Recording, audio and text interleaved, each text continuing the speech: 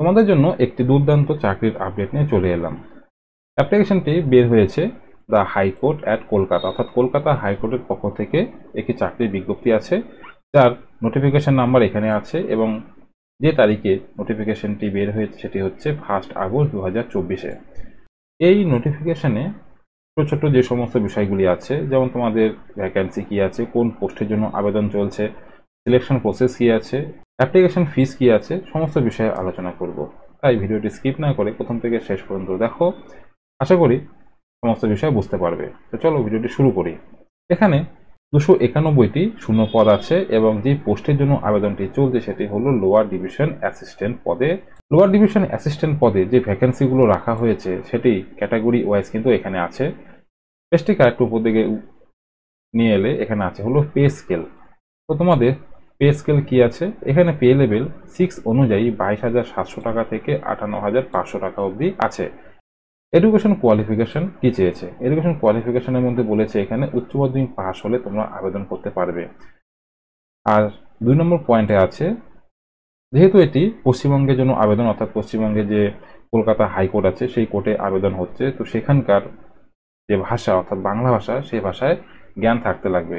এখানে 23টি জেলা ছাড়াও কিন্তু বাইরে থেকেও আবেদন করা যাবে। এরপরে আছে হলো এজ লিমিট। এজ লিমিট কি, এজ লিমিট কি বলেছে, বলেছে 18 বছরের নিচে হলে চলবে না এবং 40 বছরের ঊর্ধ্বে হলে চলবে না। তোমাদের 1 জানুয়ারি 2024-এর হিসেবে 18 থেকে 40 বছরের মধ্যে হলে আবেদন করতে পারবে। এটি কিন্তু যারা জেনারেল তাদের জন্য। এখানে এসসি এবং এসটির জন্য 5 বছরের ছাড় আছে। আর পার্সন উইথ ডিসএবিলিটিস যারা, তাদের জন্য আপার এজ লিমিট রাখা হয়েছে 45 ইয়ার্স। এছাড়া এক্স সার্ভিসম্যান যে ক্যাটাগরি আছে সেই ক্যাটাগরির জন্য কিন্তু গভর্নমেন্ট রুলস অনুযায়ী আপার এজ লিমিট যেটি রিল্যাক্সেশন আছে এটি কিন্তু থাকবে। তোমাদের যে বয়সটি ধরবে সেই বয়সটি ধরবে হলো মাধ্যমিক পাশের যে অ্যাডমিট কার্ড অথবা যে সার্টিফিকেট আছে সেই সার্টিফিকেটে দেওয়া বয়স অনুযায়ী। অনেক সময় কি হয়, অ্যাডমিট কার্ডের বয়স এক থাকে, আধার কার্ড হোক বা ভোটার কার্ড হোক সেখানে কিন্তু বয়স ভিন্ন থাকে। তার জন্যই তোমাদের অ্যাডমিট কার্ডে যে বয়সটি আছে সেই বয়স ধরেই তোমাদের হিসাব করে 18 থেকে 40 বছরের মধ্যে আবেদন করতে হবে। এরপরে আছে হলো পার্সন উইথ ডিসএবিলিটিস। এই ক্ষেত্রে বলেছে 40% অথবা তার উপরে ভ্যাকেন্সি কিন্তু সংরক্ষিত থাকবে ইনাদের জন্য। এখানে একটি পয়েন্ট আছে, খুবই গুরুত্বপূর্ণ পয়েন্ট, যেটি হলো হচ্ছে the SC ST OBC candidates of other states shall be treated as unreserved candidate. আমি কিছুক্ষণ আগে তোমাদেরকে বললাম যে পশ্চিমবঙ্গ ছাড়াও পশ্চিমবঙ্গের বাইরে থেকেও কিন্তু এখানে আবেদন করা যাবে। সেক্ষেত্রে যদি সেই রাজ্যে এসসি এসটি ওবিসি ক্যাটাগরির হয়ে থাকে তবে এই রাজ্যে কিন্তু সেই ক্যান্ডিডেটগুলো জেনারেল হিসাবে ধরা হবে। ঠিক আছে, এটি কিন্তু একটি গুরুত্বপূর্ণ আপডেট। এখানে নো অবজেকশন সার্টিফিকেট লাগবে, অর্থাৎ যে সমস্ত ক্যান্ডিডেট স্টেট গভর্নমেন্ট অথবা সেন্ট্রাল গভর্নমেন্টের আন্ডারে কাজ করছে ওনারা যখন এই পোস্টের জন্য আবেদন করবে সেখানে কিন্তু নো অবজেকশন সার্টিফিকেট লাগবে। মুড অফ সিলেকশন, এখানে মুড অফ সিলেকশন কি বলেছে, মুড অফ সিলেকশন বলতে এখানে তোমাদের প্রিলিমিনারি এক্সাম আছে। ঠিক আছে, এখানে তোমাদের সময় পাবে 90 মিনিট। যে সমস্ত সাবজেক্ট থাকবে সেটি হচ্ছে arithmetic, general knowledge and computer, তারপরে আছে হলো জেনারেল ইন্টেলিজেন্স এবং তার সঙ্গে আছে ইংলিশ। এখানে টোটাল মার্ক থাকছে হলো 100টি কোশ্চেনের জন্য। প্রতিটি কোশ্চেনের উত্তরের জন্য সঠিক উত্তর হলে আর কি সেখানে তোমরা পাবে হলো 1 নাম্বার, এবং যদি কোনো উত্তর ভুল হয়ে যায় সেখানে কিন্তু 1 নাম্বার করে কাটা পড়বে। তোমাদের কাছে যে ইংলিশ বা যে কোশ্চেন পেপারটি আসবে সেটি কিন্তু একমাত্র ইংলিশে আসবে, এখানে কিন্তু কোনো বাংলা ভাষা বা আদার্স ল্যাঙ্গুয়েজ থাকবে না।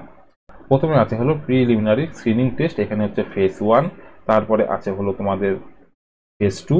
ঠিক আছে, তো যে সমস্ত প্রার্থীর অ্যাপ্লিকেশন সাকসেসফুলভাবে সাবমিট হবে এবং ভেরিফাই হয়ে যাবে, অর্থাৎ অ্যাডমিট কার্ড পেয়ে যাবে, তাদেরকে ফেজ 1-এর জন্য ডাকা হবে। ফেজ 1-এ উত্তীর্ণ হলে ফেজ 2-এ, তারপর আসবে হলো ফেজ 3, তারপরে আছে হলো ফেজ 3। ফেজ 3-তে হচ্ছে ভাইবা।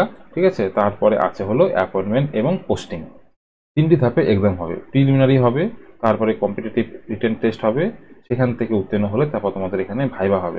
এক্সামিনেশন সেন্টার কি আছে, এক্সামিনেশন সেন্টার এখানে সাউথ বেঙ্গলের মধ্যে কলকাতা আছে, হাওড়া আছে, চিনসুরা আছে, বর্ধমান সদর আছে এবং মিদনাপুর সদর আছে। আর জোন 2 অর্থাৎ নর্থ বেঙ্গলের জন্য আছে হলো শিলিগুড়ি, জলপাইগুড়ি, কলকাতা। জোন 1ও কলকাতা আছে, জোন 2তেও কিন্তু কলকাতা আছে। তো জলপাইগুড়ি, আলিপুর, কোচবিহার এই সমস্ত জেলা থেকে যারা আবেদন করবে তারা কিন্তু শিলিগুড়ি এবং জলপাইগুড়িতে পরীক্ষা দেওয়ার জন্য তোমরা এক্সাম সেন্টার পেয়ে যাবে। Date, time, venue of the phase 1 examination. Phase 1 যে এক্সামিনেশনটি হবে সেটি টাইম বলে দিয়েছে যে 12টা থেকে দুপুর 1:30টা অবধি এই টাইমটি তোমাদের থাকবে, কিন্তু কোন তারিখে হবে সেটি কিন্তু তোমাদেরকে যে অ্যাডমিট কার্ড পাঠানো হবে সেইখানে উল্লেখ করা থাকবে। No admit card will be send by post. কোনো অ্যাডমিট কার্ড বাই পোস্টে পাঠানো হবে না। ওনাদের যে ওয়েবসাইটটি আছে অর্থাৎ www.calcutta.highcourt.gov.in এই ওয়েবসাইটটি তোমাদেরকে ফলো করতে হবে। এই ওয়েবসাইটে কিন্তু তোমাদেরকে লেটেস্ট যে আপডেট সেগুলো সব দিয়ে দেওয়া হবে। ক্যান্ডিডেট কিন্তু অনলাইনেই এই অ্যাপ্লিকেশনটি সাবমিট করতে হবে। তার যে ওয়েবসাইট সেই ওয়েবসাইট এখানে দিয়ে দেওয়া আছে। এরপরে এখানে কিছু ইম্পর্টেন্ট ডেট দিয়ে দেওয়া আছে, যেমন এখানে অনলাইন সাবমিশন শুরু হয়ে গেছে 5/8/2024 থেকে, ক্লোজিং অর্থাৎ শেষ তারিখ হচ্ছে 26/8/2024।